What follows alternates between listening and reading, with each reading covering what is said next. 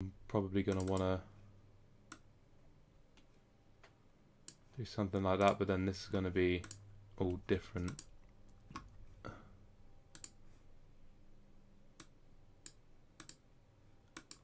And why is it not letting me do anything?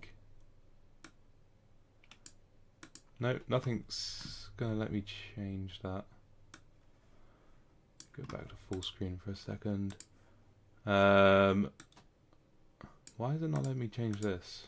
I want to enlarge my screen. Okay, weird. Will it let me do it with my webcam? It will. Why would it not let me do it with the PC screen? Okay. Bring that back to full screen. I will have to do something else, I'm not sure. But anyway, cześć I witam was ponownie na moim kanale. Technical difficulties, don't care. I haven't been live in so long, so like that's why I'm just trying to like figure everything out again. I'm gonna have to get it all up on my phone or something. If it will pop up on my phone. Won't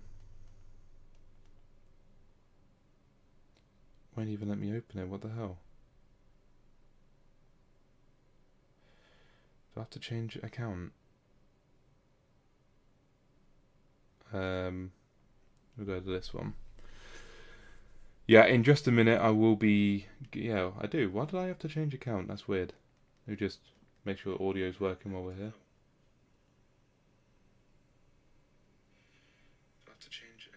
Okay, seems like it's all working fine. I've got the chat up on there, which I guess I'll put just there. Or maybe I'll put just there. I'm not quite sure what the easiest thing for me to do, but it's so tiny. But it's the only device that I have that has battery. Right. In today's stream, in this stream, we're going to be doing some Polish learning live. I just haven't done this in such a long time, but I figured I would want to do some Polish studying today. I have pretty much no work today. And yeah, 4 years ago exactly today, I've just realised, as I look at the date, I was in Warsaw, fun fact. So yeah, I wanted to just do some live streaming, study some Polish, and pretty much just see if I can learn much from watching Easy Polish and sort of extrapolating information from it. Recently I've been doing this, which actually I need to move this over a bit. I don't know how I'm going to have this because it's going to be in the way regardless of what I do. I've been doing writing, and this is all Polish. I've been doing a lot of writing and pretty much highlighting words that I don't know and going over them and trying to learn words that way, and I've been having a lot of fun doing that. But you know, while you're live streaming, you can't really just be writing on pen and paper. It's not really that fun for people to watch it. So if I put my phone there, maybe I can see the chat easily without it obscuring my view. We are going to go and watch some of these videos and just pretty much see how it goes from there. Pretty much how I did 7, 8, 9 months ago when I was doing this with Japanese, Romanian, Spanish, etc. But today we're just going to be doing Polish. And the first video I think I would like to do to get started would be 40 colloquial phrases to describe your mood in Polish. Zaczynamy.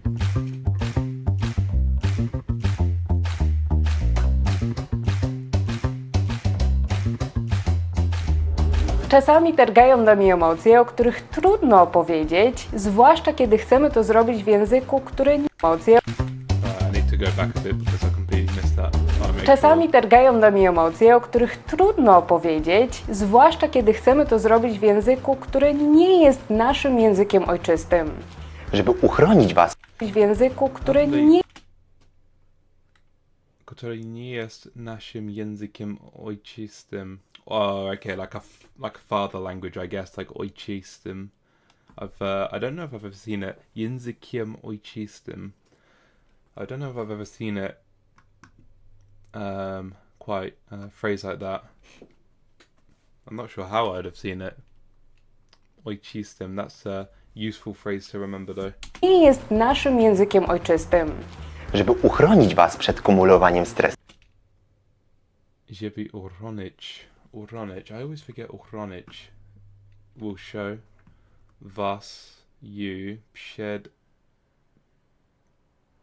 what's this? Kumulowaniem stresu. Kumulowaniem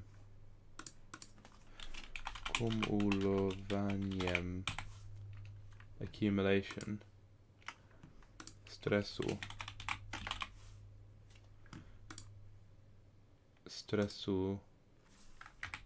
yeah, how is that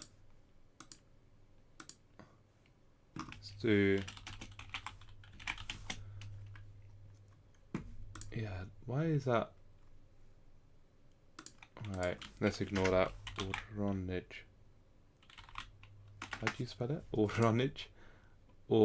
Orronage.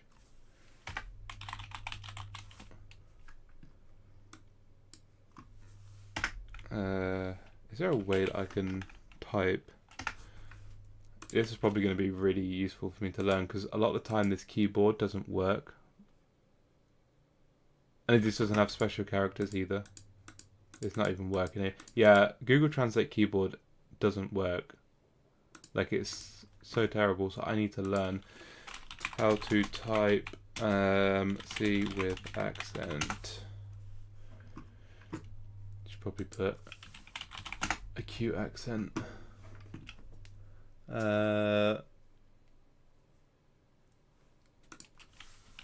Alt code. Alright, it still doesn't tell me. I need to click on it and figure out. So yeah, we're looking for like this one. So I mean, I could copy and paste it. Here we go. Alt 263. 263.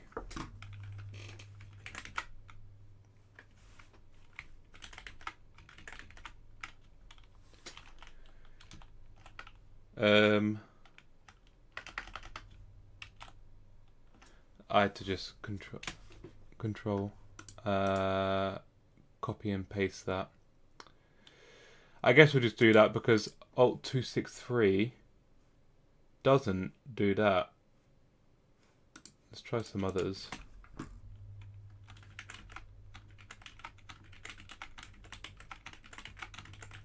Yeah, I am definitely 263.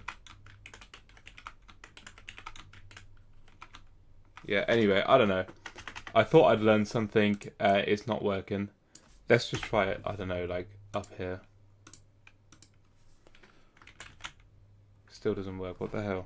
Right, that's just giving me completely the wrong information there. Let's ignore that. Okay, Orronich means to protect, apparently. Żeby, just in order to. Anyway. Pokażemy wam Pokażemy was dzisiaj 40 wyrażeń. dzisiaj 40 wyrażeń. Dzięki Oh, the English. Kiedy chcemy to zrobić w języku, który nie jest naszym językiem ojczystym. Yeah, I think the subtitles. żeby uchronić was przed kumulowaniem stresu, pokażemy wam Because that will protect you from cumulative stresses the previous. dzisiaj 40 wyrażeń. So it will show you today 40 wyrażeń. That is like phrases, I'm assuming. Dzięki którym Yeah, maybe whoever did the subtitles just messed up for a second. Dzięki którym będziecie mogli opisać. będziecie mogli opisać swoje samopoczucie fizyczne i psychiczne. To co, zaczynamy? Zaczynamy. Toso. I need to learn more of these kind of phrases. It just means so. Toso, what? But here I guess it's more like a toso, zaczynamy, no to lecimy. No to lecimy. Lecimy. Let's get started. No to lecimy. No to lecimy.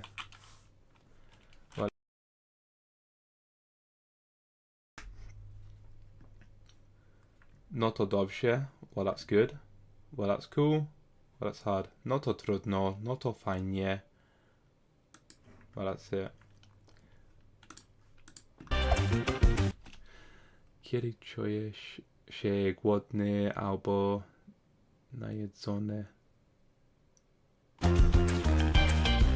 Kiedy dopada nas głód, możemy powiedzieć: jestem głodna. Ale to takie banalne i na nikim nie robi wrażenia, może z wyjątkiem nadopiekuńczej babci.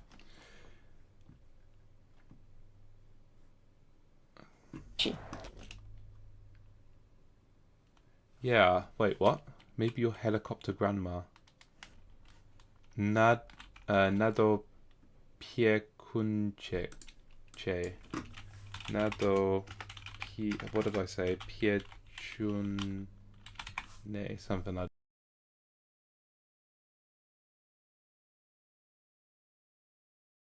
Nadopie. I've already forgotten again.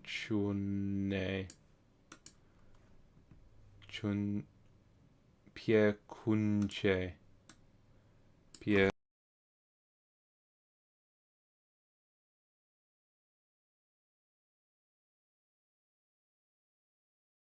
Some good subtitles, and unless I'm missing something, some of these subtitles have kind of been a little bit interesting, overprotective. Dlatego Polacy wymyślili wiele określeń na opisanie tej właśnie sytuacji. Możemy je ułożyć od najłagodniejszych do takich bardzo radykalnych. Jeśli czujemy, że nadchodzi pora na zjedzenie czegoś niezbyt dużego, Right, I learned a word the other day for snack, which is a different one. I assumed there'd be more than one way to say it. What does Google Translate say? Yeah, this is the word that I saw. Przekąska. I'm assuming. Oh yeah, okay. Zjedzenie. możemy powiedzieć: Coś bym przekąsił. I want to have a snack. Przekąsił.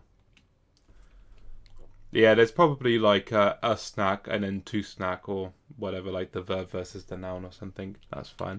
Coś bym przekąsił. albo coś bym przekąsiła, jeżeli jestem dziewczyną. Bo przekąsić to znaczy właśnie zjeść, ale nie za dużo.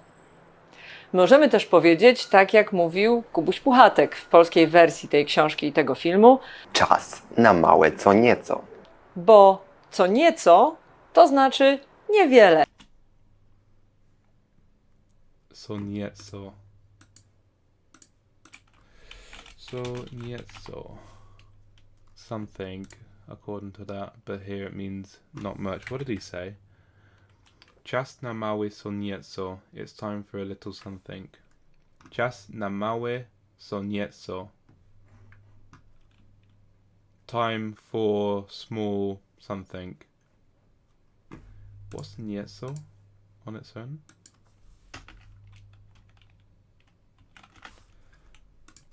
Okay. Małe co nieco.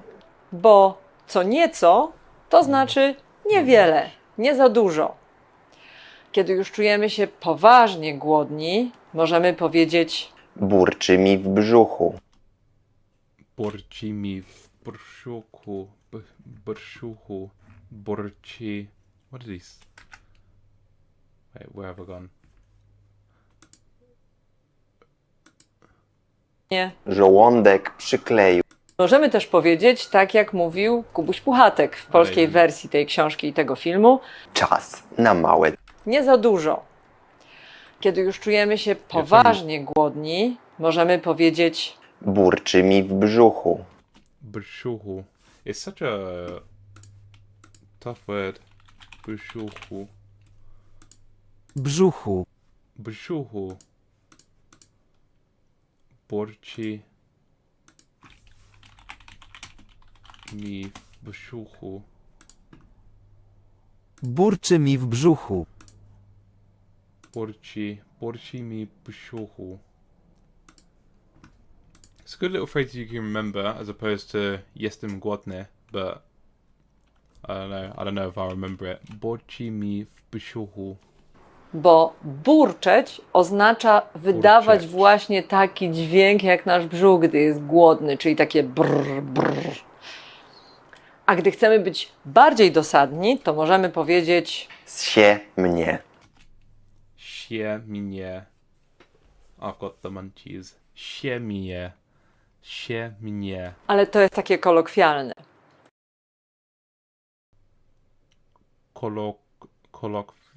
Kolokwialnie. Kolokowanie. To możemy powiedzieć, Zsie mnie. ale to jest takie kolokwialne. Kolokwialnie. Okej. Takie. Można też powiedzieć bardziej dosadnie, Żołądek przykleił mi się do My stomach thinks my throat has been cut. Oh, żołądek.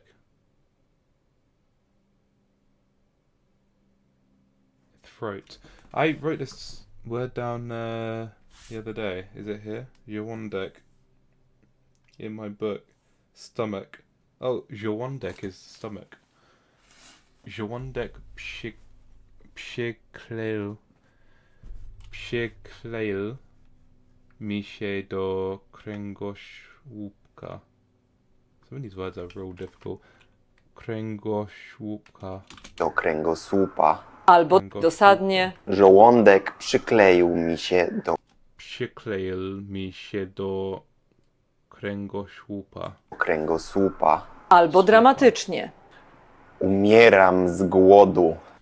Umieram z głodu. Umieram z głodu.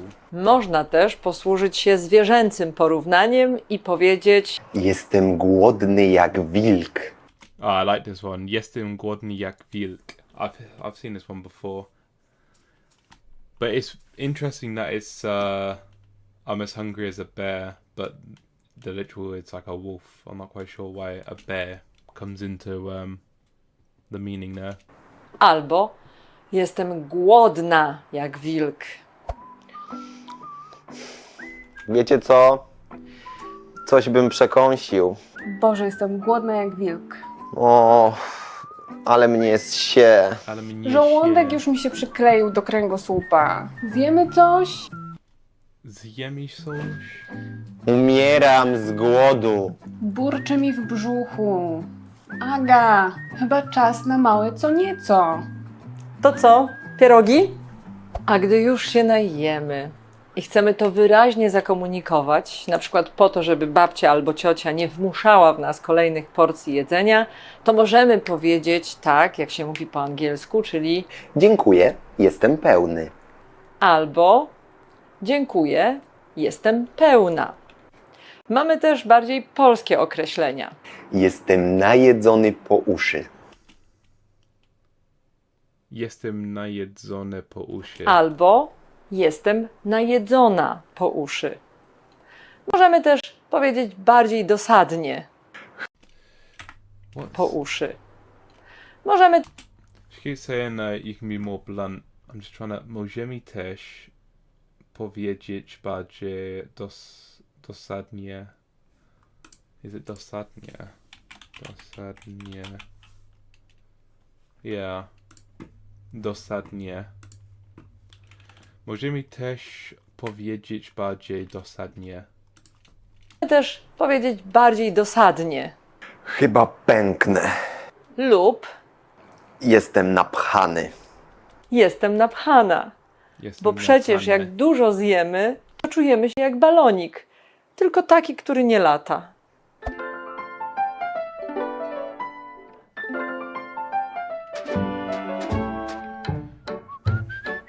Uff, dziękuję, jestem pełny. Chyba zaraz pęknę. Jestem Zaraz. Dziękuję, jestem pełny. Chyba zaraz Is that what zaraz means?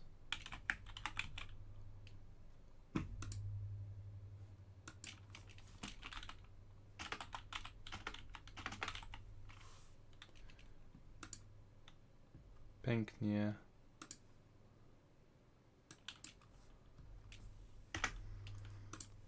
Chyba zaraz pęknie. pęknę. Jestem najedzona po uszy. Ale się napchałem. Alright, here we go. Something that's not food. Polacy to naród pracusiów. Mamy więc bardzo dużo zwrotów opisujących naszą gotowość do pracy, ale też takich, które mówią o naszym zmęczeniu. Zmęczeniu. Które mówią o naszym zmęczeniu. Jak czujemy się rano, gdy jesteśmy wyspani i wypoczęci? Wypoczęci. Wypoczęci. Gdy jesteśmy wyspani i wypoczęci. Wypoczęci. Jestem wulkanem energii. Jestem wulkanem energii. Czuję się jak nowonarodzony. Czuję się jak nowonarodzona. Mam zapał do wszystkiego. Mam zapał do wszystkiego. Te 3 zwroty opisują człowieka, który z radością bierze się do pracy, ma dużo siły i nie boi się nowych wyzwań. Jeżeli ten sam człowiek chodzi też na siłownię i dba o swoją sprawność fizyczną, może powiedzieć: Jestem w doskonałej formie. Justyna, cześć! Cześć, Dawid. Jestem Alright, I'm gonna just quickly go over.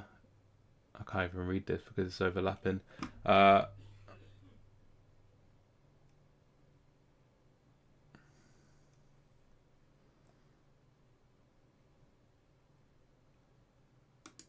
Let's go to when you feel Jednak tired. pod wieczór, zwłaszcza jeśli jest to piątkowy wieczór, zmienia się zestaw idiomów, którymi człowiek może opisać swoje samopoczucie. Samopoczucie. That's a cool word. Samopoczucie. It's same feeling or something. Samopoczucie. Oh, it's well-being. Okay. Yeah, the subtitles again are a little bit. I might change video. Jestem wykończony. Wykończony. Jestem wykończona. To znaczy, że naprawdę nie mam siły. Że naprawdę nie mam siły. Wykończona. To znaczy, że naprawdę nie mam siły. Siły. It's SI, that's why. Padam z nóg. Padam z nóg. To znaczy, że jestem tak zmęczona, że chyba zaraz się przewrócę. Padam na twarz. To jeszcze bardziej dosadne określenie tego, jak bardzo jesteśmy zmęczeni. Jadę na oparach. Jadę na oparach to zwrot, który nawiązuje do sytuacji, kiedy kończy nam się paliwo w baku samochodu i za chwilę zatrzymamy się w środku pustyni. Ledwo zipię. Ledwo zipie. Ledwo to prawie wcale. Okay. I'm gonna go to a different video because there's a lot of like. I feel like there's other things I could learn. I'm going to go to this one. I see Katowice in the background. I recently visited Katowice, so I'm interested to see this video. Yeah. Dzień dobry. Let's get a little bit more language and stuff, and hopefully everything's still working just fine. Dzień dobry. Dzień dobry. Dzień dobry. Dzisiaj zapraszamy Was na spacer po Katowicach. Yeah, the Galeria Katowice. I don't know what it's called, Katowice or Katowikach. Galeria Katowikach, I think. Pokażemy Wam najważniejsze miejsca w tym mieście i te, które lubimy najbardziej. I będziemy mówić bardzo powoli, Powoli. żeby wszyscy początkujący mogli nas Yeah, this is a word I keep forgetting in Polish. Początkujący. Początkujący. dobrze zrozumieć. To co? Idziemy. Chodźcie. Chodźcie. This is the kind of video I prefer. Yeah, this is literally where I got my selfie. Where I posted on this YouTube channel. But this is the kind of video that I prefer anyway when I'm watching easy languages, because it's more like on the street and you get to learn like more spoken language, I guess, like day-to-day spoken language. Yeah, this area was like super cool to visit. It was such a shame that I only had like a few hours there. Oh, Katowice.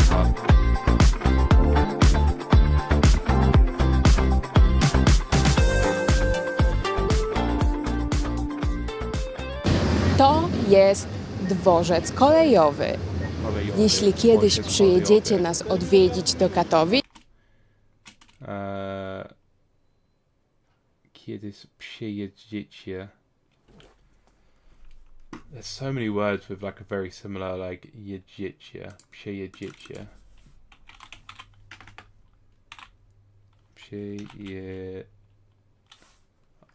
Arrive, okay, yeah. Is that? There we go. Arrive or come. Jeśli kiedyś przyjedziecie nas odwiedzić do Katowic. to prawdopodobnie tutaj zaczniecie swoją wycieczkę.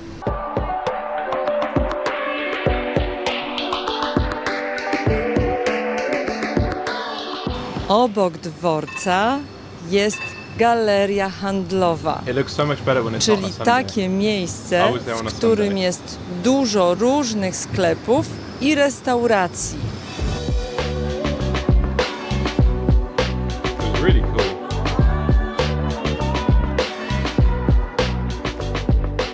Jak wyjdziecie z dworca albo z galerii, to dojdziecie do tego skrzyżowania.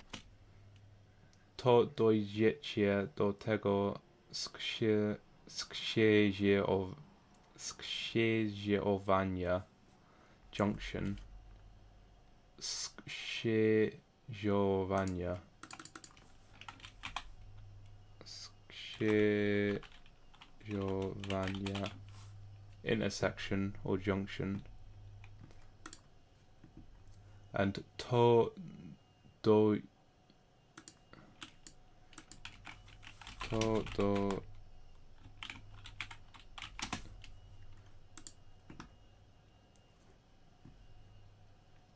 IECIE. It's quite a popular like ending in a lot of Polish verbs.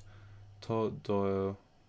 I want to listen to that again. Dworca albo z galerii, to dojdziecie do Dojdziecie do tego skrzyżowania. tego skrzyżowania. Tam za mną jest ulica Stawowa, Tam za mną, behind me. Tam za mną.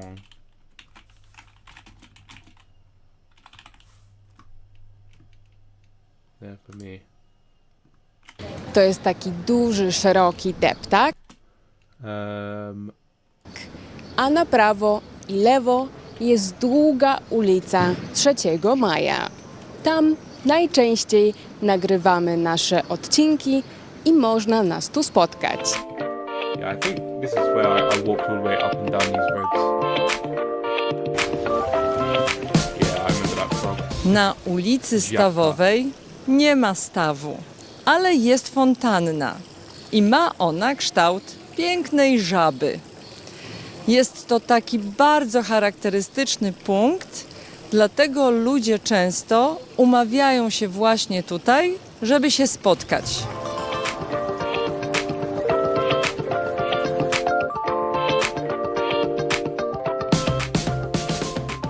Teraz idziemy chodnikiem wzdłuż ulicy 3 Maja. Wzdłuż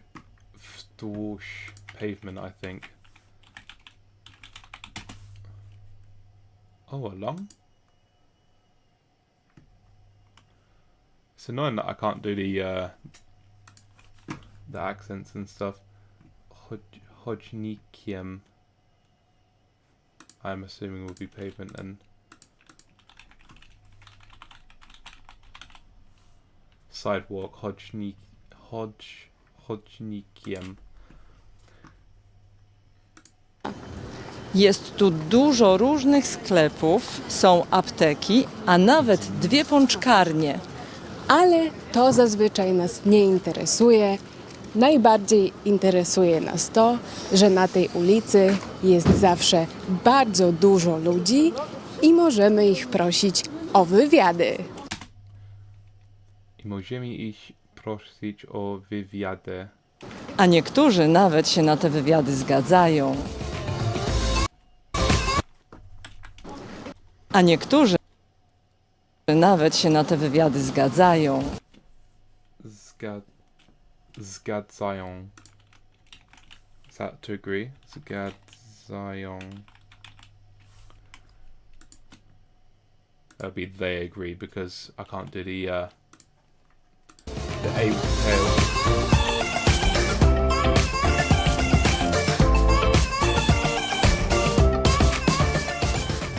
Tą ulicą zawsze jeżdżą charakterystyczne czerwone tramwaje, które są bardzo głośne. Good shot, but she almost got fucking butterfly. They are cool though.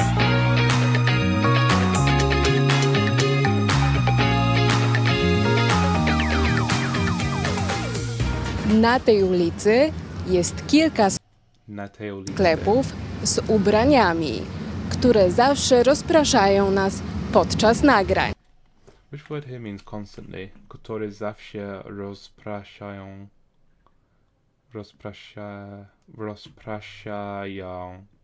Rozpraszają. During constantly distract. Które zawsze. It must be rozpraszają. Yeah, they distract. Rozpraszają.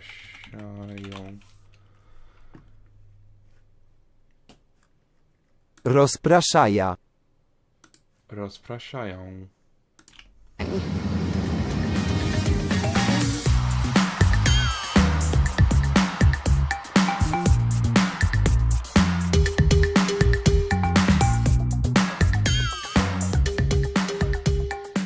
W naszym mieście mamy też kilka absurdalnych elementów krajobrazu. Na przykład drzewa w doniczkach. Dlaczego te drzewa nie rosną w ziemi? Nie wiem. I would imagine if they were in the ground, it would like destroy the pavement. That's normally what happens with the roots.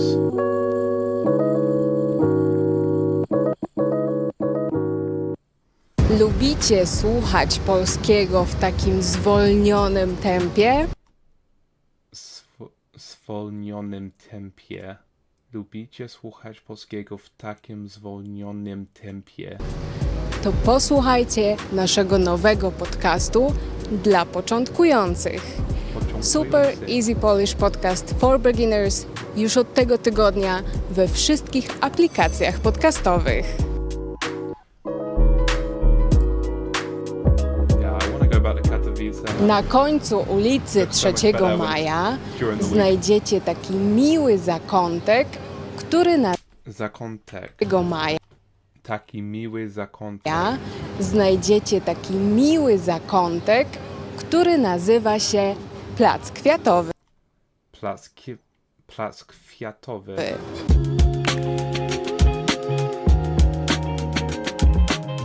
Plac Kwiatowy to miejsce, gdzie można odpocząć. Odpocząć. Jest tu kawiarnia, kwiaciarnie, a nawet fortepian, na którym osoby potrafiące na nim grać Potrafiące.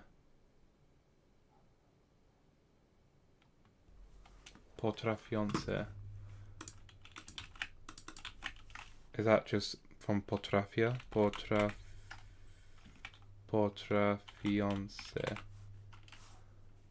Is that right? Fiance, yeah. mogą zagrać jakąś fajną melodię dla innych.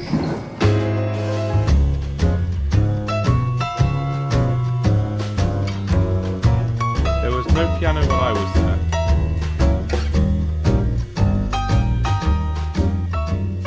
That'd be really sick though. Even maybe I just missed it. It's like bolted to the floor. Aga, ty nie jesteś tą osobą, która powinna tutaj grać. Chodź, pójdziemy dalej. Let's move on. Pójdziemy dalej. Chodź. Pójdziemy dalej. Na placu kwiatowym jest zawsze dużo kwiatów. Są też drzewa, które dają przyjemny cień nawet w bardzo upalne dni, takie jak dziś. Upalne dni. Upalne. Just means hot or scorching or something like that. Upalne.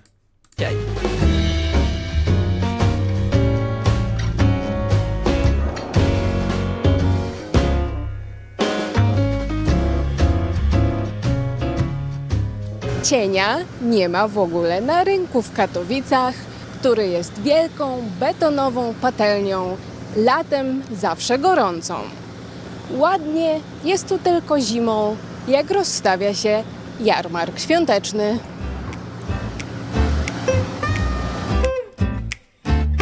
When I was there, it looked completely different. Like, there was loads of like food vans and stuff. And now they've only got that one little van. That was there when I was there. That W looked... tym niebieskim Tak. budynku od strony 3 maja jest szklana winda, którą można za darmo wjechać na górę Wjechać na górę.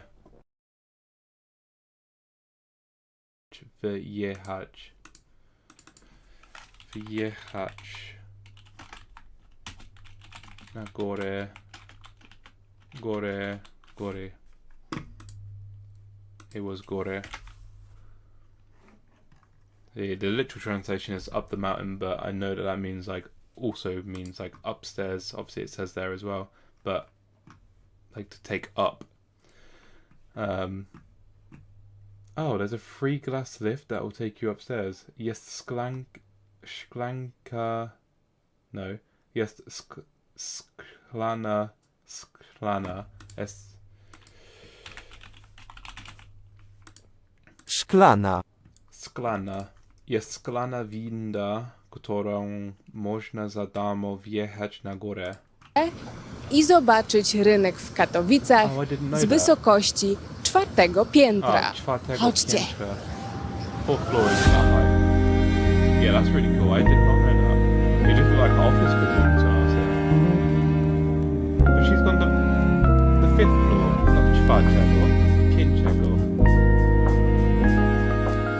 A nawet 5 piętra, nie Piątego. tylko 4. Oh wow. I need to go back. Just for this. Oh, do you not get out? Największą zaletą katowickiego Yeah, I literally used this exact same shelter when it was raining. And there's a machine to her right, just here somewhere, for magnets, and it ripped me off for like, I had to pay for like 6 magnets and I got like 4 or something. rynku jest to, że znajduje się przy nim zupełnie darmowa i zazwyczaj dosyć czysta toaleta. To cenna informacja dla wszystkich turystów odwiedzających to miasto. Oh, there we go. The magnet machine. I got ripped off. I purchased this one, I think. This one. And I one of these, I think. Gdy miniecie publiczną toaletę, znajdziecie się w bardzo małym, ale bardzo przyjemnym parku, w którym są piękne drzewa. Zagadam się. To jest bardzo piękne. Yeah, I thought these trees were really cool looking, even when it was raining. I don't know, this has had like such like unique vibe to it. Oprócz drzew jest tutaj też fontanna, która bardziej przypomina rzekę. Jest to fontanna, która Przypomnij, która bardziej, which przypomina.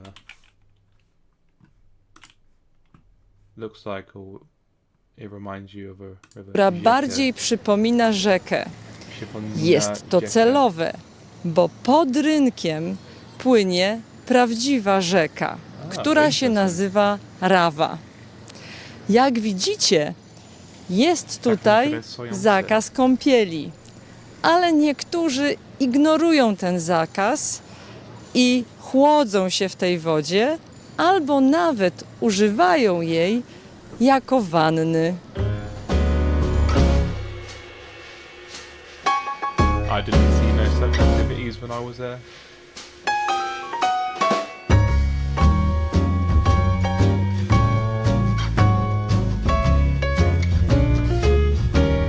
I was there at the same kind of time Nad that this was rzeką, uploaded która as well. jest fontanną, rosną palmy. Typowy element środkowoeuropejskiego krajobrazu.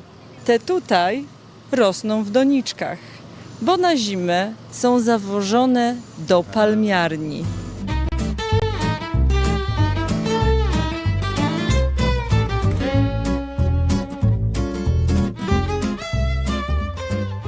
Przy rynku jest taki zakątek, gdzie widać tę rzekę, która tak naprawdę Oh yeah, I did see this river. I walked past it, but like further away from the center. Naprawdę pod nim płynie. pod nim płynie.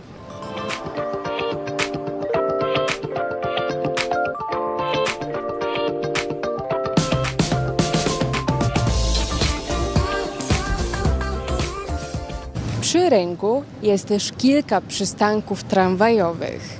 Dzięki temu można stąd dojechać w różne części miasta. Na tym największym przystanku znajdziecie też automat, w którym kupicie bilety.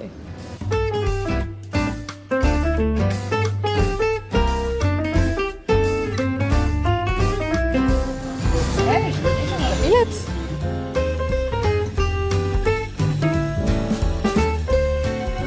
$4,60 za bilet.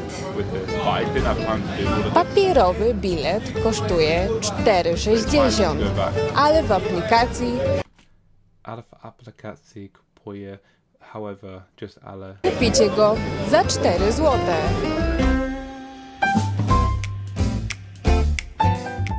Przy rynku znajduje się też teatr Przy rynku. śląski, So it's a Silesian Theatre. który zazwyczaj jest bardzo pięknym budynkiem, ale akurat go remontują. Musicie uwierzyć na słowo nam. Musicie uwierzyć na słowo nam. I przebitkom z zeszłego roku, że normalnie to jest bardzo ładny.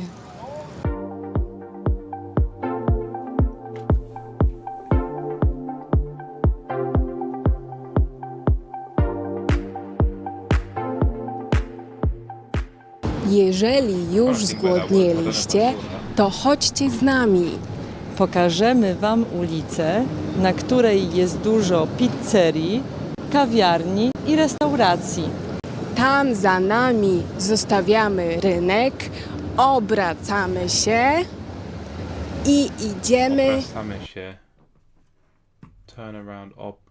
Obracamy. Obracamy się. Tam. To jest ulica Staromiejska. Chodź, chodź, idziemy jeść.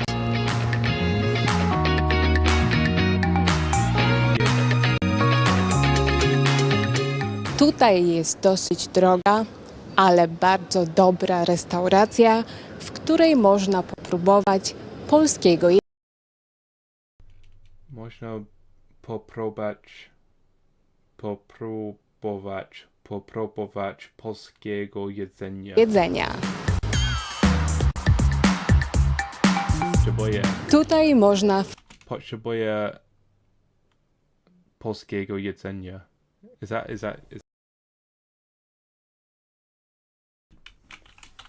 Potrzebuję jedzenia polskiego jedzenia.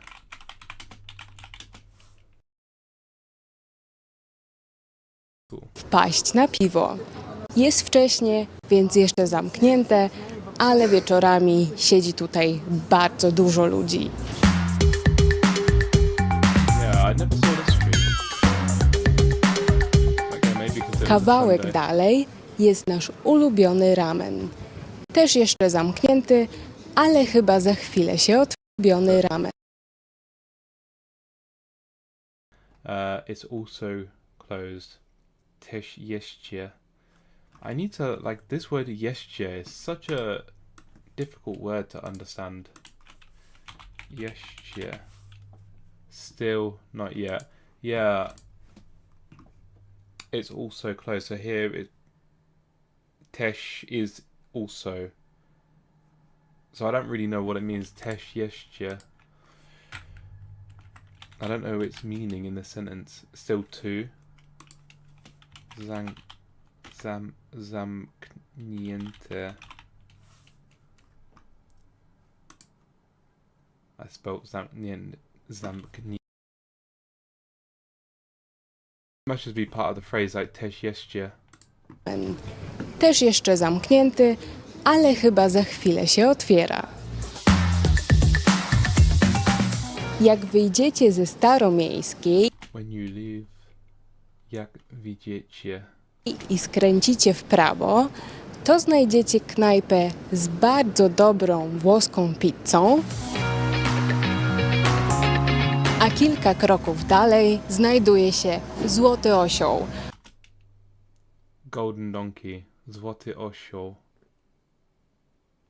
Kultowy katowicki bar z najtańszym i najlepszym Najtańszym i najlepszym. That's what we need. wegetariańskim i wegańskim jedzeniem. I wanna go back to that now.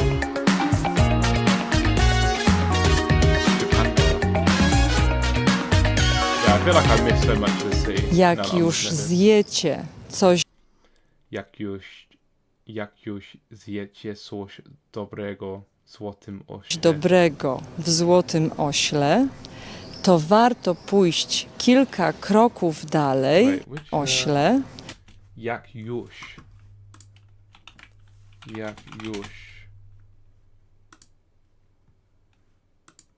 After.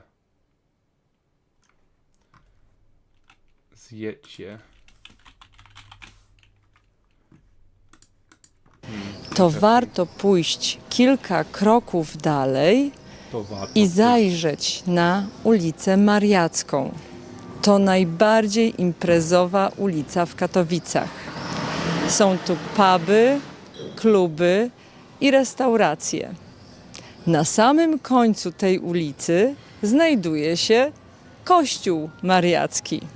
Więc jeżeli będziecie mieć wyrzuty sumienia po zbyt ostrej imprezie, możecie tam wstąpić po rozgrzeszeniu.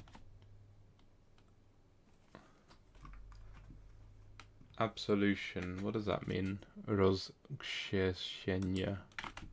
Can I remember that? Rozgrzeszenie. Enlargement. Rozszerzenie. Rozgrzeszenie. Nie. I don't know what it means by absolution.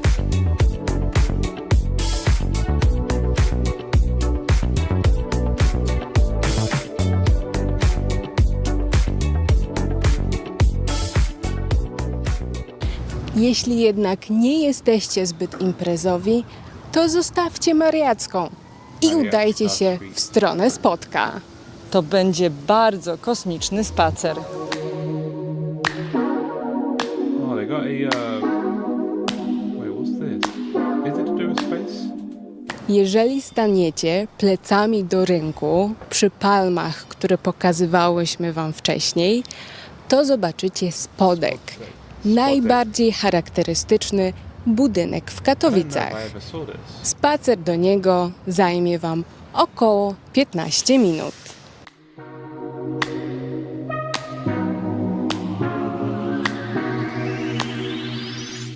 Spodek wygląda jak wielki talerz UFO It's 'cause of its i dzieją się w nim kosmiczne rzeczy. Taki talerz UFO dzieją się w nim kosmiczne rzeczy.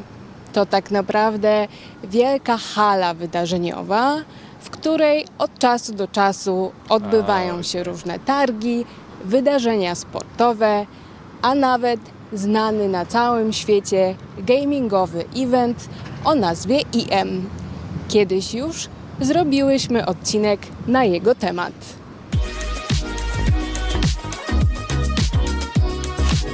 Yeah, I don't think I ever saw the building.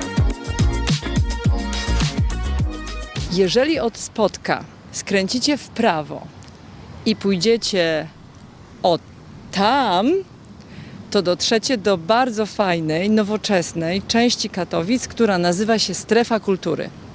Chodźcie, to pokażemy Wam, co tam Strefa jest. kultury. What could this be?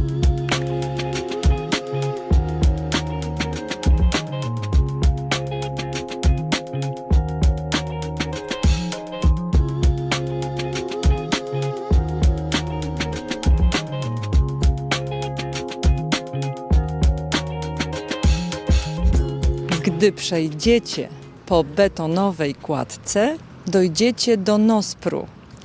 To jest taka wielka hala koncertowa, gdzie odbywają się koncerty muzyki klasycznej. Gra tam wspaniała orkiestra i wnętrze też jest bardzo piękne. Wnętrze, inside. What did I learn was inside or outside? Yeah, na zewnątrz, that's outside, isn't it? Wnętrze. Wnętrze. Is that how you say it? Wnętrze.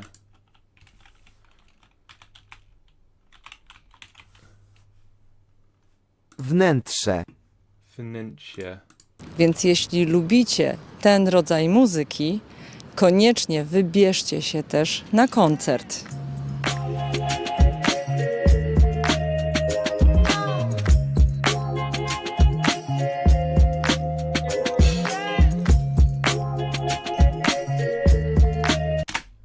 Narodowana Orkiestra Symfoniczna Polskiego Radia.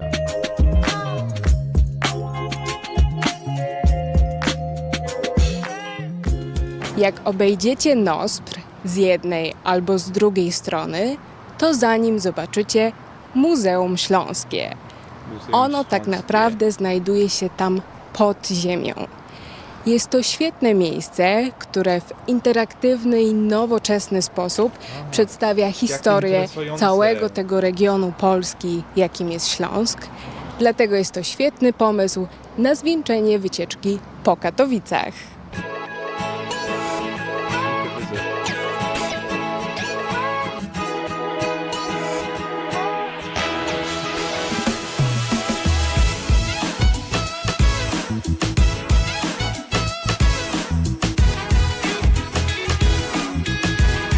I thought they would be showing some of the museum. My już byłyśmy w Muzeum Śląskim, więc tutaj kończymy i uciekamy na jakąś zimną kawę. Mogłybyśmy o naszym mieście Uciekamy na I uciekamy na jakąś zimną kawę.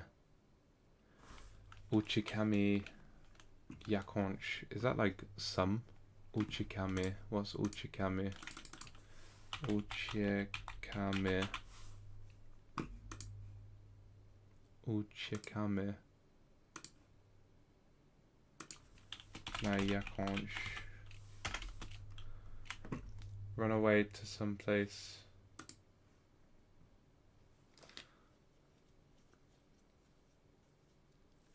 I guess it's like run away to some place to grab some cold coffee or something along those lines. I uciekamy na jakąś zimną kawę. jakąś zimną kawę. mogłybyśmy o naszym mieście We could talk. Mogłybyśmy. Such a cool like word. I don't know, in general, like the ending of biśmy. I don't know. Something I really like about it. opowiadać wam jeszcze przez wiele godzin. Oh, are these people from Katowice? Ale może zostawmy coś na następne odcinki. W komentarzach napiszcie nam, które miejsce spodobało Wam się najbardziej. Podobało. No i oczywiście zawsze zapraszamy do Katowic. A jak nie do Katowic, to na nasz kanał. Widzimy się za tydzień w czwartek o 19:00 w kolejnym odcinku Easy Polish. Do zobaczenia! Pa, pa! Papa. There is one thing that I want to actually learn. It just popped in my head randomly. For the sake of brevity, because I heard this saying the other day, and I thought it was quite a good, for the sake of brevity even, I thought it was quite a good little like thing to learn if you wanted to say like, oh, for the sake of brevity, I'm just going to quickly tell you something. But I haven't actually yet like looked it up. Dla zwięzłości. Dla zwięzłości. Dla zwięzłości. I need to try and remember that for later, because dla zwięzłości, I'm not going to write things down into my notebook, because obviously it's not going to be that exciting for you guys to watch me write like on paper pretty much like any kind of notes right now. But yeah, that popped in my head as I was watching that. I just wanted to look at that, because there's other things I'm learning in Spanish recently, like ten en cuenta que, like keep in mind that, or keep in mind the fact that, or all of these other connections that I think are like quite important when it comes to like studying language. It just like connects two sentences together. So yeah, that was just like another one that just like popped in my mind. I want to watch another video. I don't know how long we've been going for. About an hour, give or take. Okay. Right, what could we watch? That was a really good episode though. That's actually made me want to go back to Katowice so bad. Like, unfortunately when I went there, it was a Sunday, which means everything's closed. But there were so many things that I missed.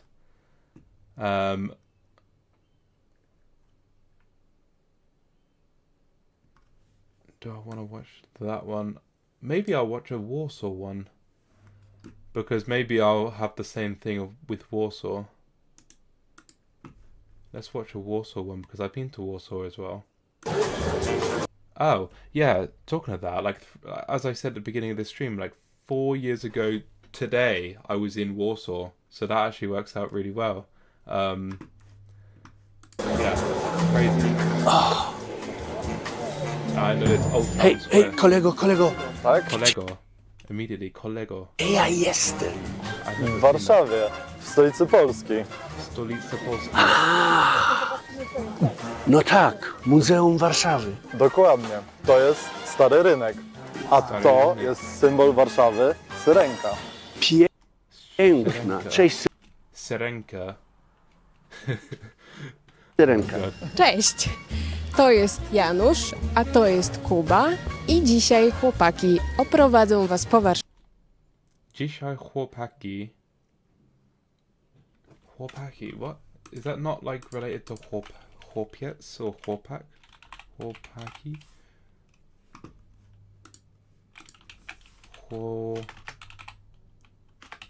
Chłopaki. Guys, it just means, yeah, okay. Today, guys. Yeah, maybe a direct translation would be like, today, these guys will show you around Warsaw. Will show around you, I don't know. Warszawie i pokażą Wam rzeczy, które znajdziecie w każdym typowym europejskim mieście. Dawaj Janusz, idziemy. Idziemy. Dawaj.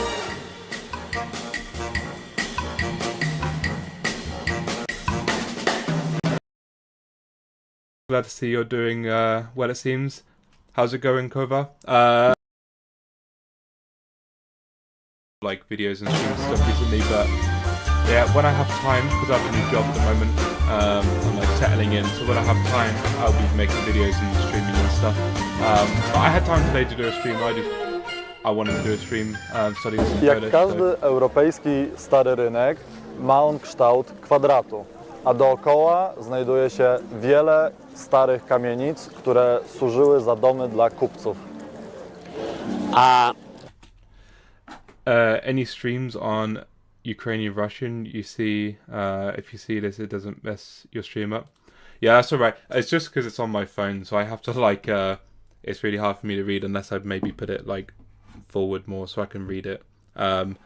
Streams on Ukrainian or Russian? Not at the moment. Actually, at the moment, I really want to focus on my Polish especially until maybe December. I'm more than likely going to Katowice. I'm more than likely going to Krakow in December for the Christmas markets. Not booked yet, but I'm most probably going. But how things are going. So I want to like improve my Polish a lot, especially spoken Polish for when I go there. And then afterwards, I'm going to be going to South Korea next year. So I want to like really look at trying to learn Korean. So probably from December till April, I'm going to be like looking into Korean. Then afterwards, I'm not quite sure what my language goals will be from there. But a lot at the moment, I want to just focus on like Polish. Maybe some. I mean, I do have like this, which is like Czech to Ukrainian book or like Czech to Russian dictionary and stuff. So sometimes I do look into Ukrainian and Russian as well. But yeah, like my main focus is on Polish, especially like within the Slavic language family. That's only because Ja I'm going widzę to tego Kraków soon. kataryniarza za nami i takiego samego kataryniarza widziałem w Berlinie. Dokładnie. Katarynarz Jan jest bardzo znany w Warszawie, ale tak jak mówisz, w każdym innym europejskim mieście. Idziemy dalej? Idziemy dalej, chodź. Idziemy dalej.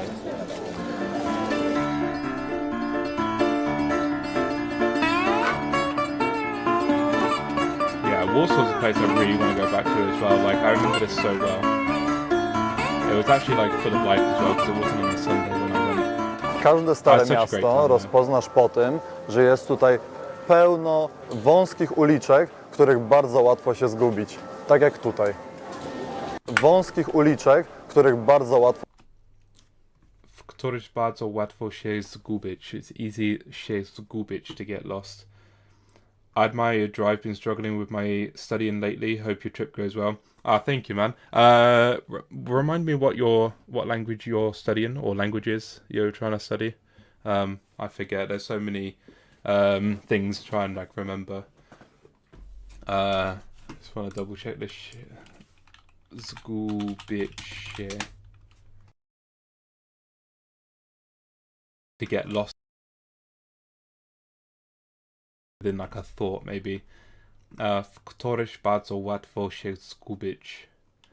But yeah, it is difficult to like learn languages obviously, and I think if you put too much like stress on yourself or like whatever, it's going to be quite difficult for you to like keep it long term.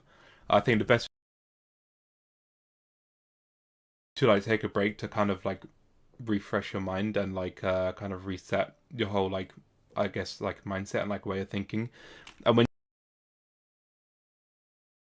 just study that language until you pretty much feel like you want to stop and then just stop, as opposed to what some people do, I assume, and like kind of push through even if they really don't want to learn that language. They just will push through and like force themselves to learn it. If it's not fun, don't do it pretty much. And that way you should find less burnout, if no burnout at all.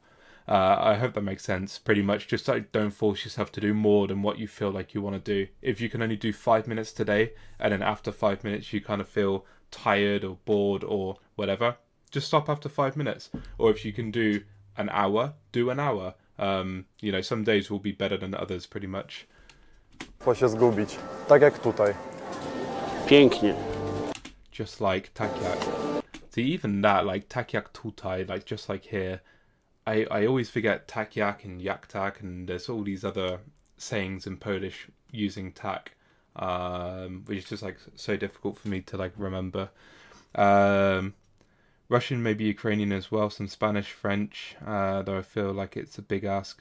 Been solely focusing on Russian for a long while though, long-term goals though. Yeah, like that's the other thing as well, like it, even though like I study multiple languages, like at the moment I'm really trying to like focus in on one, which is Polish right now, because I do have the goal of like going to Poland in December. and so my goal is to like improve my spoken Polish. Hopefully, come next month when I've been paid for my new job and I got a bit of money behind me, I can start like actually getting italki lessons and like speaking with some kind of Polish tutor and like just getting like regular conversation going again, along with as I've been showing throughout the stream, like my writing in Polish as well as easy Polish watching on YouTube, and just kind of diversifying the way that I study the language and keeping it fresh and new. I don't want to watch YouTube videos all day long in Polish because it'll probably get boring after a while. Alternatively, I don't want to just be reading books all day long. I want to do like, maybe one day I focus more on reading and another day I focus more on doing something else, such as watching videos or whatever, just to like keep it fresh, and so I'm not doing the exact same thing every day. Otherwise, it again will get quite boring. So focus like mostly on like one language, or try and focus on one of those languages. You can still do those other languages. Like at the moment, I'm doing Korean for like 15 minutes a day, and that's all I ask myself, just to try and learn a few words in Korean every day, which is sometimes not even doable. Polish and Spanish, I'm doing at least half an hour, so I'm only asking myself to do like an hour and 15 minutes a day of like languages. Normally, once I get started, I do a lot more anyway. Like here, I've been doing over an hour now of streaming in Polish, watching these videos. But when I get started, I pretty much keep going because I enjoy it. And like I say as well, later on I'm going to be doing like writing in Polish. I'd also have today a Spanish language exchange. So I've got like a lot of my language done for today. But yeah, like try and focus on just like one language, or mainly one language. And pretty much like I would say, if you watch like pretty much any polyglot or like YouTuber who does languages or whatever, pretty much all of them will say like to focus or learn one language at a time.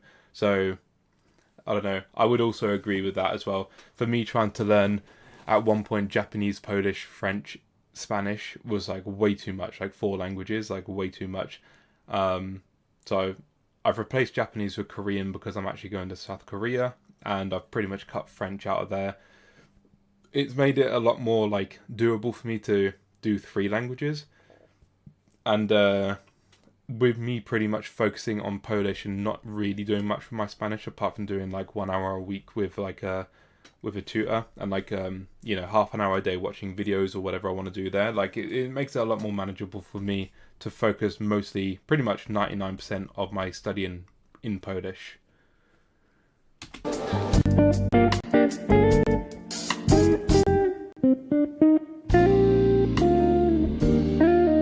So yeah, I hope that makes sense anyway.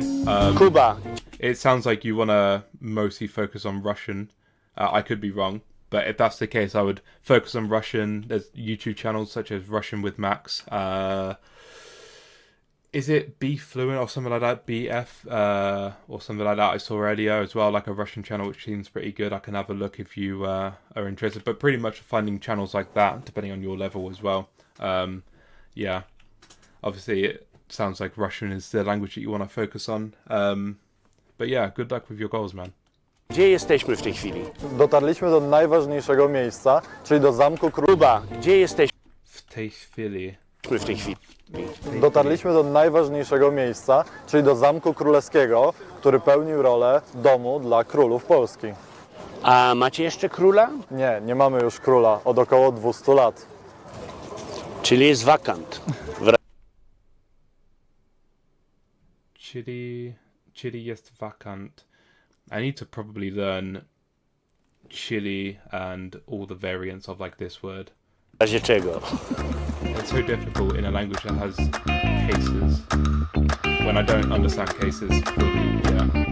I understand them, I guess. I can't implement their usage. It's quite difficult.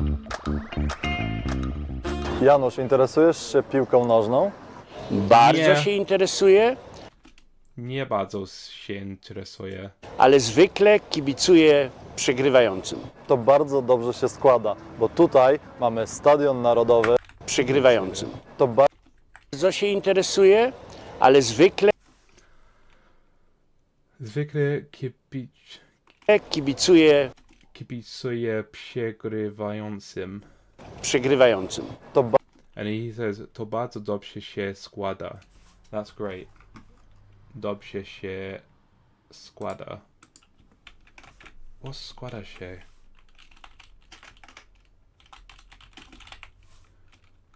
Yeah? Składa. I can't do the w. But dobrze. It fits well. Bardzo dobrze się składa, bo tutaj mamy Stadion Narodowy polskiej reprezentacji. Yeah, even though I don't like football, like it was quite cool to like see the football stadium from afar, from like pretty much where they're stood. Piękny. Yeah, that pretty much that view. You can just see it there in the background, like being there. Kuba, znam starą polską piosenkę. Na lewo most, na prawo most, a dołem Wisła płynie.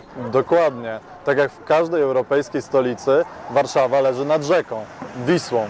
To co, masz ochotę zobaczyć te mosty? Masz ochotę.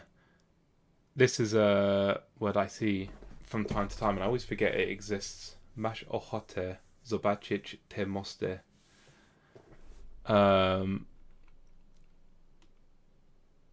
Masz ochotę. It's like you feel or something. What does Google Translate say? Ochotę. Eager. You have eagerness to see the bridge. Toso?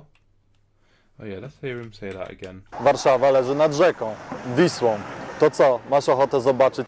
Toso, because normally I would use tak, like in that instead of toso, I'd use like tak. Tak, masz ochotę zobaczyć te mosty, for example, na przykład. Te mosty? Teraz nie, następnym razem, teraz idziemy dalej. Jasne. Teraz nie.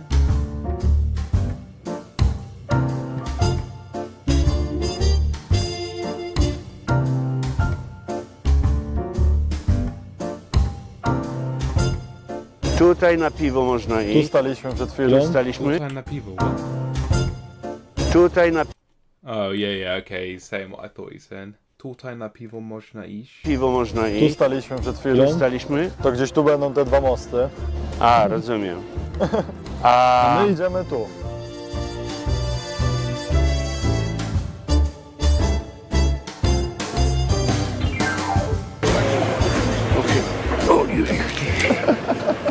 cholera. Cholera. Cholera. I don't know if he like planned that or not. It kind of looked legit. I'm not sure. Ta kawa jest pyszna. O, a popatrz. Tutaj jak Popatch. I'll say it again. Popatch. w każdym europejskim mieście mamy pomnik poety. Rozumiem. Jak nazywał się ten poeta? To jest Adam Mickiewicz. Ja osobiście uważam, Ja osobicie. Is that personally? Because I actually don't know how to say that. That's probably personally. Osobicie. That's actually quite a useful word. Osobiście. Osobicie.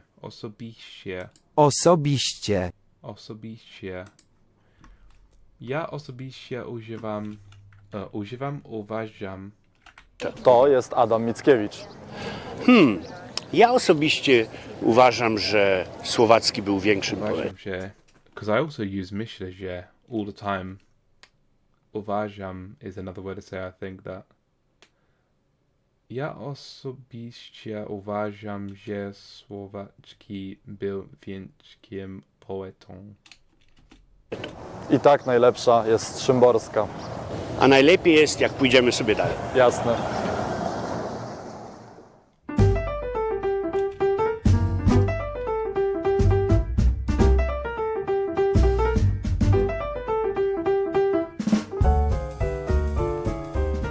Widzieliśmy już Dom Królów, których nie mamy, a to jest Dom Prezydenta, którego mamy. A to on siedzi na tym koniu? Nie, to jest taki obowiązkowy element każdego dużego miasta. Pomnik mężczyzny na koniu. A czym jeździ prezydent? Jak to czym? Limuzyną. Rozumiem. Jak to czym?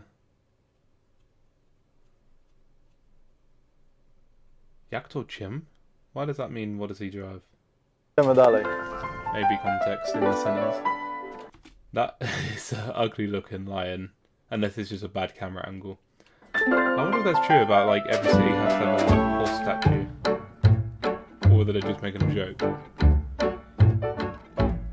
Popatrz, Janusz, to jest miejsce, w którym nigdy nie będziesz nocował. Dlaczego? Bo to jest... Patrz, Janusz, to jest miejsce, Którym nigdy nie będziesz nosował. Nosował. Nosował. w którym nigdy nie będziesz nocował. Dlaczego? Bo to jest stary, bardzo luksusowy, z długą tradycją hotel, w którym nocują tylko celebryci. No, dzisiaj celebryci, tacy jak ja, nocują w Airbnbs. Jak wolisz. Umówmy. Tatsy jak ja. Tatsy. Tatsy. Jak ja. Jak ja is like me even. I don't know what the word tatsy is. Celebrity tatsy jak ja. Się.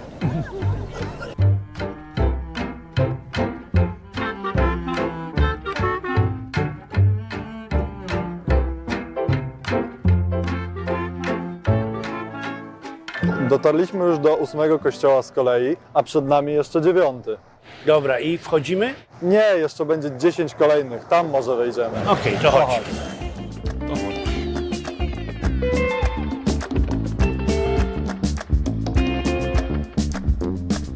Dotarliśmy do ważnego dla mnie miejsca, do Uniwersytetu Warszawskiego. Uniwersytet z wielką historią. Tak, masz ochotę wejść? Masz ochotę. Masz ochotę wejść? Yeah, it's again like expressing what you would like. Uniwersytet z wielką historią. Tak, masz ochotę wejść? Ach, Kuba, moim uniwersytetem jest życie. No dobra, To chodź. pójdziemy. No dobra. No dobra is another one that I need to remember to say a lot more.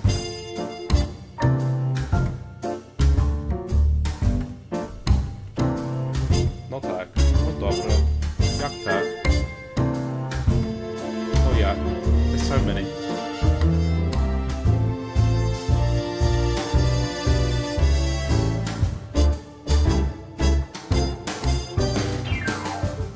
Kuba, to miejsce ja... Did he just fucking stop there? Kuba, to miejsce ja znam bardzo Będziemy dobrze, kadawra. bo jeszcze jako dzieciak przyjeżdżałem tutaj z moją... Przejeżdżałem. I came here. Przejeżdżałem. That's just such a cool word. szkołą, z moją klasą, żeby zwiedzić to miejsce. Tak, to jest grób nieznanego żołnierza. Upamiętnia on wszystkich Polaków walczących o niepodległość Polski. Okej, i za tym pomnikiem jest park. Tak jest, Park Saski. Chodź, chodźcie. pokażę ci.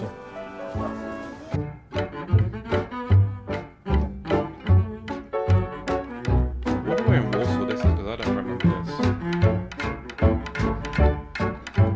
I never saw any like soldiers or anything like that.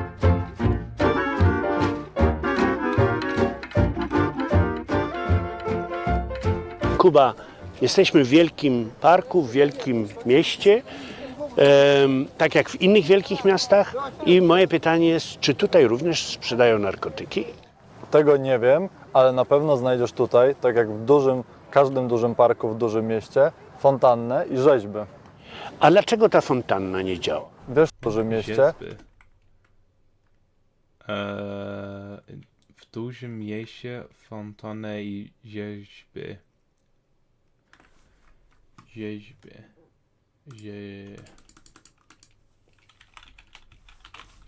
Rzeźby. Sculptures. fontannę i rzeźby. A dlaczego ta fontanna nie działa? Wiesz co, to chyba nie jest czas na puszczanie wody z fontanny. A czy uważasz, że jest teraz czas na obiad? Na pewno. No to chodźmy.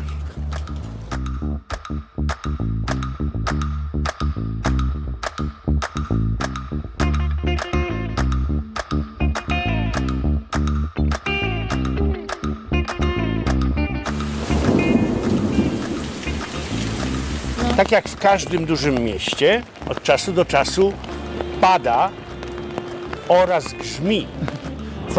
Oraz grzmi. Grzmi. Grzmi.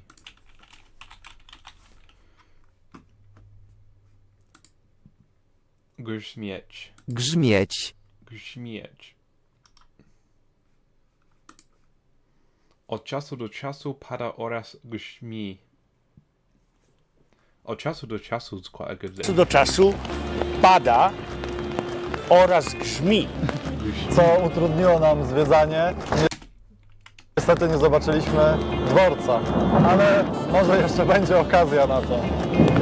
Wow. Okej, to w takim razie może pójdziemy jeszcze na jakiś spacer w deszczu. Nie ma opcji. Nie ma na jakiś spacer w deszczu.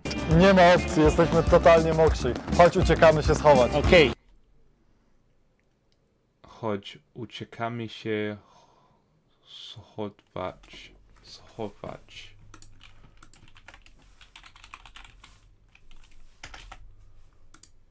Schować. Schować. Schować. Uciekamy się schować. A, i zapomniałem wam jeszcze powiedzieć, że widzimy się na naszym kanale Easy Polish za tydzień o 19. Do zobaczenia! Do zobaczenia. Pa, pa. Yeah, I wonder if he was part of the Easy German team. Schować. Schować. Schować. Schować. Schować. Interesujące. Teraz jestem głodny jak wilk. Is that the right saying? Hungry as a bear? Or as a wolf? I don't know if I'll be able to re-find it. Jestem głodny, jestem głodny jak wilk. Yes. Umieram z głodu. Teraz umieram z głodu. Więc potrzebuję jeść. I think, I'm not sure. It's really difficult for me to create sentences in Polish, or at least create sentences without many mistakes and grammatical mistakes and stuff, because you know, choosing the right ending for the words and like making sure you put the right what do you call it? The prefix, the prefix that goes before the word, etc. Suffix and prefixes and everything. Yeah, it just makes it really difficult to like try and speak if you want to be like accurate. What is this? If you want to be like accurate when you're speaking, but realistically, you can get by without being like all that grammatically correct. But obviously, I want to try and have my Polish as good as it can be. So as I was saying earlier when I was talking to Kova in the chat, yeah, over the next few months I want to pretty much improve my spoken Polish by taking, hopefully, italki lessons in Polish. I have no idea how many I'll be able to take. It really depends on how much I can afford. Yeah, and we'll see. But like my goal at the moment is to try and improve my spoken Polish a lot more for when I go to, hopefully when I go to Krakow in December. That's not a definite yet. It's just like it's a very high likelihood that I'll be going for Christmas markets. So yeah, hopefully I can improve my spoken Polish a lot more. I can. Obviously, I do have like 3 years, almost 4 years at this point, experience of learning Polish, of nauki polskiego I rozmawiać po polsku. But it is difficult to try and like create sentences in my head in Polish and like make sure that it's like correct or that I'm going to be understood. So yeah, like maybe I'll be streaming more of me like studying Polish. Maybe they won't all be like this. Maybe somehow I'll figure out a way that I can stream myself doing writing in Polish or something. Do you think Babbel is worth it? I'm on the fence of buying the full version. Personally, yes, I quite enjoy Babbel. I have I have the full version, and the thing is, like, you pay once, and you've got Babbel like unlimited. Like, you've got access to all 10 or 11 languages, however many languages there are. So like, if you have the spare, like however much it is, I can't even remember how much I paid, but like £70, £80, £100. It was something along those lines, but it was a while ago that I bought it now, so I really can't remember. It was on a deal when I got it, so I got it cheaper than what it could have been. Personally, yes, because like he just goes through like each thing. I mean, can I get onto Babbel? Let me go full screen for a minute and go on here in case it shows some information I don't want it to show. Log in. There we go. And I'll show you quickly like kind of what Babbel offers.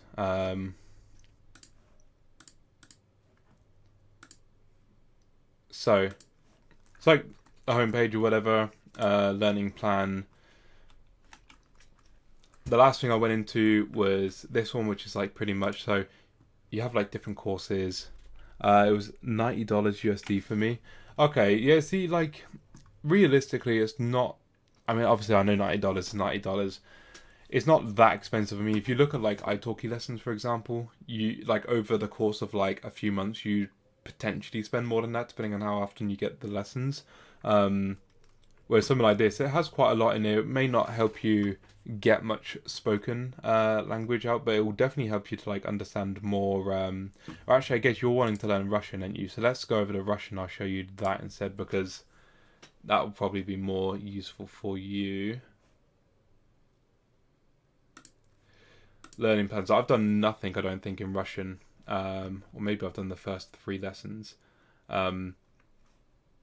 Let's just look at the courses. Trying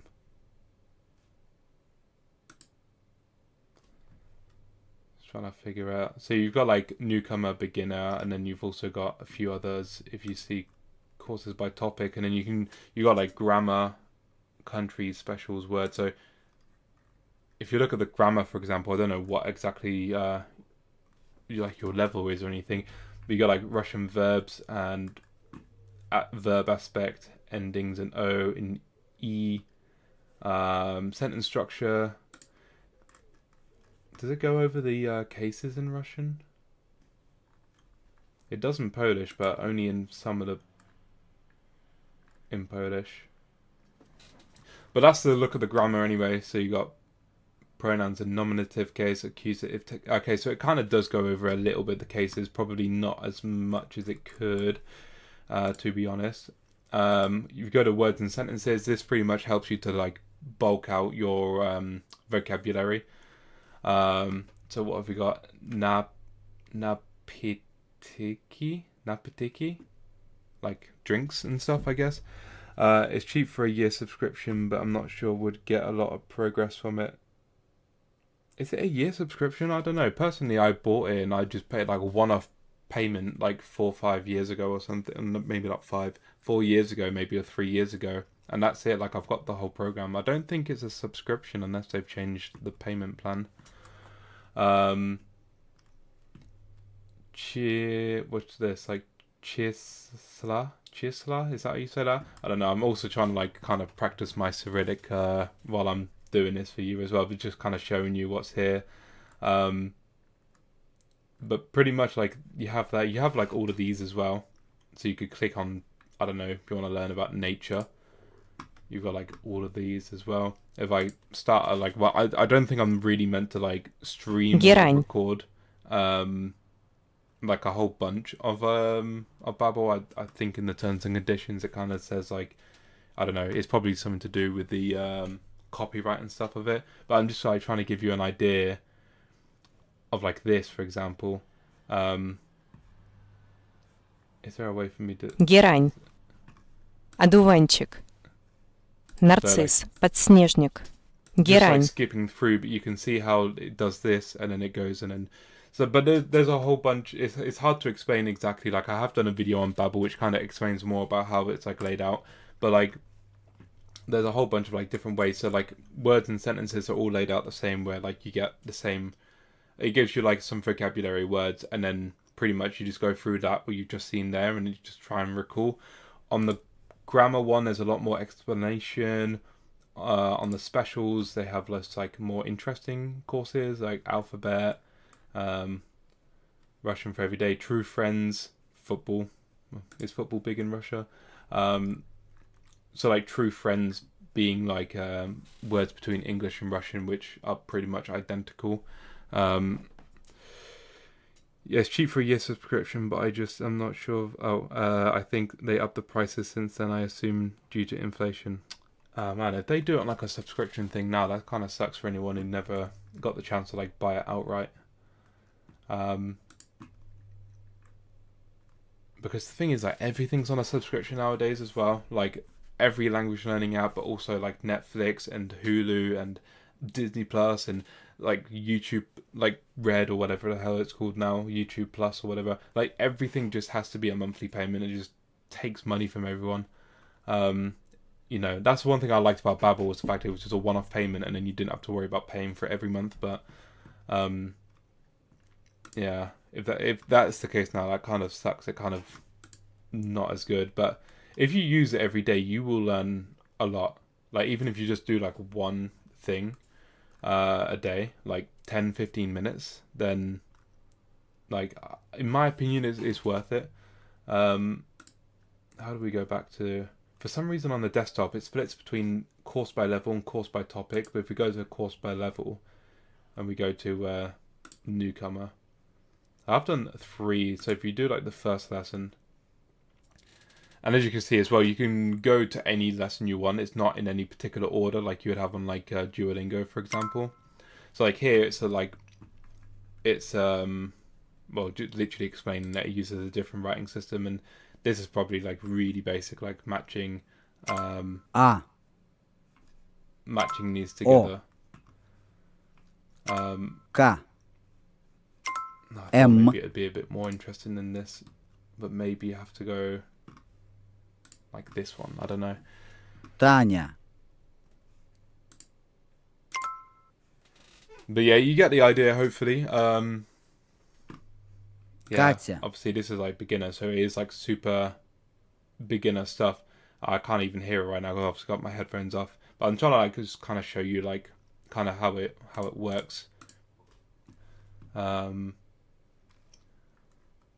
yeah, all I can suggest is like buy it if you can get like a month or something. If it is on a subscription, normally with subscriptions I buy like a month and then I just pretty much use it for a month and see how that month goes, and then if I want to, I'll then buy a year, or I'll carry on monthly, or whatever works out the best for me. But if I don't like it, then I'll just continue to I use that 1 month and then I won't go back to it pretty much. I probably will pay and see if I can get much from it, at least try it out for the year. Yeah, like if a year's the least amount you can do it, then yeah, like all I can say is if you have the money, like go for it and just give it a go. I mean, if you like I say, if you use it daily, then you know, it's pretty useful in my opinion. You've got all these languages here, although I think Russian's the only one that I guess you've expressed Russian, Spanish and French, so you could look at each of those, but probably it sounds like Russian is like the one that you are more interested in. Thanks for this. Yeah, no, that's all right. I'm like literally at the end of the stream. I was about to end, but obviously, if you're asking about Babbel, like it's an app that I know a lot about. I've used Babbel a lot. I don't know if you've seen my most recent video, but in Polish, I've done a lot in Polish. Trying to have a look at the learning plan or whatever it is. I've completed Explore More courses. I think it's this one. I've done all the countries and traditions, all the specials, almost half of the grammar, almost half of the words and sentences. And the words and sentences is like a big course as well. There's like 280 odd lessons in there. And then in this one, I've completed all the newcomer, all the beginner.